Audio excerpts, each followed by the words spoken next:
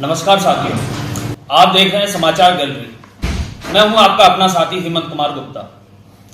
साथियों, लॉकडाउन 4.0 लागू है और हमारा झांसी जनपद जो कोरोना मुक्त हो चुका था एक सप्ताह पहले, कोरोना फिर से ग्रामीण इलाकों से होता हुआ चोरी छिपे हमारे झांसी जनपद को अपनी गिरफ्त में ले रहा है और झांसी में कोरोना के 2 पॉजिटिव मरीज झांसी जनपद में मिल चुके हैं।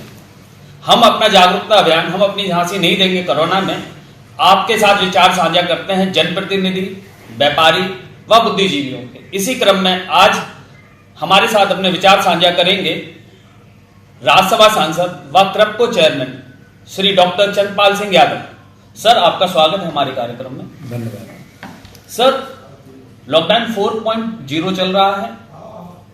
मेरा पहला सवाल आम जनमानस की तरफ से आपको है कि लोग अपनी बचत को खत्म कर चुके हैं, उनकी जमा पूंजी जो है वो खतरे में है।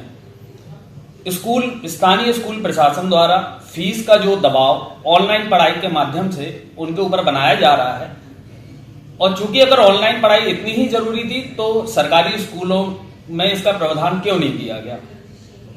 तो इस विषय में आपका क्या कहना है कि क्या स्कूल फीस 6 महीने के लिए माफ कर देनी चाहिए और ईएमआई, जिससे एक मध्यम वर्गीय लोगों को राहत मिल सके? देखिए, ये सही है कि आज संकट का समय है और इस संकट के समय में आम आदमी बुरी तरीके से परेशान है। जो लोग रोज पैदा करने वाले थे, चाहे वो छोटे व्यापारी हों, चाहे मजदूर हों, चाहे अपना ठेला लगाने वाले या मजदूरी करने वाले लोग हों, सभी लोगों के काम पूरी तरीके से ठप हो गए हैं। उनके पास थोड़ी बहुत जो जमा पूंजी थी वो लगभग समाप्त हो गई है। आज बुरी तरीके से वो परेशान है, उनके खाने तक के लिए नहीं है। सरकार तमाम प्रकार की घोषणाएं करती है, लेकिन सरकार की कथनी और करनी में बहुत बड़ा अंतर है। सरकार जहां कहती है कि लोगों को भोजन उपलब्ध कराया जाएगा, लोगों को राशन उपलब्ध कराया जाएगा, ना तो लोगों को राशन मिल पा रहा है, ना लोगों को भोजन मिल पा रहा है। राशन जो है बिचौलिए ले जा करके बाजार में ब्लैक कर रहे हैं। आपने पिछले दिनों देखा होगा ललितपुर के जो है बड़े कुछ व्यापारी जो है बगल में सागर जिले के एक मंडी में कई ट्रक जो है वहाँ राशन बेचने के लिए गए थे। मध्य प्रदेश की पुलिस ने उनको पकड़ लिया, लेकिन आज तक उन लोगों के खिलाफ भी कोई कार्रवाई नहीं हो पाई। निश्चित रूप से कुछ अधिकारियों को हाथ रहा होगा, मिलजुल करके ये सब काम कर रहे होंगे। तो लोगों को ना राशन मिल रहा है, ना खाने के लिए कुछ भोजन मिल रहा है, ना उनको मजदूरी मिल पा रही है, इसलिए उनके आमदनी के साधन लगभग समाप्त हो गए हैं। जहां तक ईएमआई को जमा करने की बात कही थी या बिजली के बिल को स्थगित करने की बात कही थी, पूरी तरीके से असत्य और झूठी निकली। बैंक के लोग जबरदस्ती लोगों पे वसूली करने का काम कर रहे हैं। दूसरी तरफ बिजली के बिल ना जमा करने पे बिजली काटने की धमकियां दी जा रही हैं। स्कूल में ये सही है कि जब बच्चों की पढ़ाई नहीं हुई तो फीस भी नहीं लगना चाहिए, लेकिन आज प्रेशर बना करके, दबाव बना करके जो है बच्चों की फीस वसूलने का काम किया जा रहा है। जो बड़े स्कूल हैं, जो रेपुटेटेड स्कूल हैं, उनमें बच्चों के एडमिशन हैं, अगर फीस जमा नहीं करेंगे तो उनको जो है निकाल करके बाहर कर देंगे। इस तरीके की धमकियां दी जा रही। मैंने कल एक एनजीओ की महिलाएं इस संबंध में आकर के हमसे मिली थी। हमने उनके पत्र पर जिलाधिकारी को एक पत्र लिखा है कि यहाँ माननीय प्रधानमंत्री जी भी ये उस बात को कह रहे हैं कि बच्चों की फीस नहीं ली जाएगी, माननीय मुख्यमंत्री जी भी इस बात को कह रहे हैं, लेकिन जो है स्कूल के जो प्रिंसिपल हैं या जो ओनर हैं, उन लोगों के द्वारा जबरन वसूली करने का प्रयास किया जा रहा है। हमने जिलाधिकारी को जो है इस संबंध में पत्र लिख करके उनसे ये मांग की है कि तत्काल जो है जो फीस वसूली की कार्रवाइयां चल रही हैं उनको रोका जाए। जहाँ तक ऑनलाइन पढ़ाई का मतलब है, आप जानते हो ऑनलाइन पढ़ाई हो सकता है कि हाई स्कूल और इंटरमीडिएट या डिग्री कॉलेज के बच्चे ऑनलाइन पढ़ाई से थोड़ा बहुत लाभ भी ले सकते हैं, लेकिन जो नर्सरी, प्राइमरी या जूनियर के बच्चे हैं वो ऑनलाइन से पढ़ाई पढ़ के मैं समझता हूँ कुछ प्राप्त नहीं कर सकते, क्योंकि बच्चों को पढ़ाने के लिए टीचर को कितनी मेहनत करना पड़ती है ये तो टीचर ही समझ सकते हैं। इतना केवल मोबाइल पे ऑनलाइन बता करके बच्चों को पढ़ाया जा सके ये संभव नहीं है, लेकिन परिस्थितियां हैं, उन परिस्थितियों में जो भी हो रहा है ठीक है, लेकिन जो जबरन फीस वसूली की कार्रवाई है वो नितांत गलत है। और मैं समझता हूं कि ऐसे मौके पे जब लोगों के पास खाने के लिए नहीं है, लोगों के पास पहनने के लिए नहीं है, आमदनी के जरिए समाप्त हो गए हैं, तो निश्चित रूप से फीस को उन विद्यालयों के जो प्रधानाचार्य हैं या जो उनके मालिक हैं उनको सहानुभूतिपूर्वक विचार करते हुए उनकी फीस को हम तो स्थगित नहीं बल्कि हम तो ये कहते हैं माफ कर देना चाहिए। ये गरीबों के हित में होगा, हमारे झांसी के लोगों के। सांसद जी, एक और के प्रवासी मजदूरों की दुर्दशा के लिए जिम्मेदार कौन है, कांग्रेस या भारतीय जनता पार्टी? देखिए, प्रवासी मजदूर जिस तरीके से अपने घरों के लिए जा रहे हैं और उनके सामने बाधाएं पैदा की जा रही हैं, मैं समझता हूं इसके लिए पूरी तरीके से जिम्मेदार उत्तर प्रदेश की सरकार है। और उत्तर प्रदेश की सरकार ने जो समय समय पर अपनी नीतियों में परिवर्तन किया उसके कारण ये तमाम परिस्थितियां बदली हैं। तमाम प्रवासी मजदूर अपने संसाधनों से या वो किराए के साधन लेकर के अपने घरों के लिए रवाना हो गए, लेकिन उत्तर प्रदेश सरकार ने झांसी जो मध्य प्रदेश की सीमा पर स्थित है उस मध्य प्रदेश की सीमा पर प्रशासन के माध्यम से उनको रोकने का प्रयास किया, उनको रोका भी, और कभी कभी रोक करके उनको 14 दिन के लिए क्वारंटाइन में रख दिया, पैरामेडिकल में बैठा दिया, कहीं पॉलिटेक्निक कॉलेज में बैठा दिया, और यहाँ तक कि मैं समझता हूँ कि उनको भोजन तक उपलब्ध नहीं हो पाया। इन परिस्थितियों में लोग परेशान हुए। आज फिर बीच में फिर नीति बदली कि जो लोग जिस साधन से आ रहे हैं उनको जाने दिया जाए, लोग चलते रहे। और आज फिर अब ये सरकार ने नीति बनाई है कि जो लोग आ रहे हैं अपने संसाधनों से या किराए के संसाधनों से उनको उत्तर प्रदेश की सीमा पर रोक दिया जाए और वहां से इकट्ठा करके रोडवेज बसेस में या जो है ट्रेन के माध्यम से उनको भेजा जाए। क्या आवश्यकता है? अगर कोई, हम तो कहते हैं सरकार जो इतने संसाधन जुटा रही है इसकी अपेक्षा जो गरीब आ रहे थे, पैदल चल रहे थे, साइकिल से चल रहे थे, मोटरसाइकिल से चल रहे थे, उनको रोक करके उनको भोजन कराते, उनको पानी पिलाते, उनको जिनके पास संसाधन नहीं है उनको संसाधन देते, और जिनके पास संसाधन है उनको जाने में कहीं रोकना नहीं चाहिए, किसी टोल बैरियर पे भी उनको रोकने की व्यवस्था नहीं होनी चाहिए। और मैं तो समझता हूँ कि जो 3-3, 4-4 दिन चल करके जो है अपने घर किसी साधन से पहुंच रहे हैं उनको पहुंचने में पूरी मदद करना चाहिए। और बहुत से लोग तो पैदल चल करके आए हैं, बहुत सी महिलाओं ने कितना कष्ट सहा है। मैं समझता हूं कि हम सब लोगों के लिए शर्म की बात है कि एक महिला ने पेड़ के नीचे बच्चे को जन्म दिया, पैदल चल करके वहां से सैकड़ों किलोमीटर पैदल चली और पेड़ के नीचे जन्म दिया। ये सब हम लोगों के लिए शर्म की बात है। और मैं समझता हूँ इस सारी व्यवस्था के लिए उत्तर प्रदेश की सरकार जिम्मेदार है। उत्तर प्रदेश की सरकार पूरी तरीके से प्रवासी मजदूरों को यथास्थान पहुंचाने में पूरी तरीके से असफल रही है और इनका कोई अरेंजमेंट नहीं रहा, इनकी कोई नीति साफ नहीं रही। इस कारण से इनको ये तमाम परिस्थितियां देखना पड़ी। सांसद जी, एक चीज और, आज हवाई सेवाएं शुरू हो रही हैं, तो क्या हड़बड़ी में शुरू की गई हैं? राज्य सरकारों का सामंजस्य नहीं है?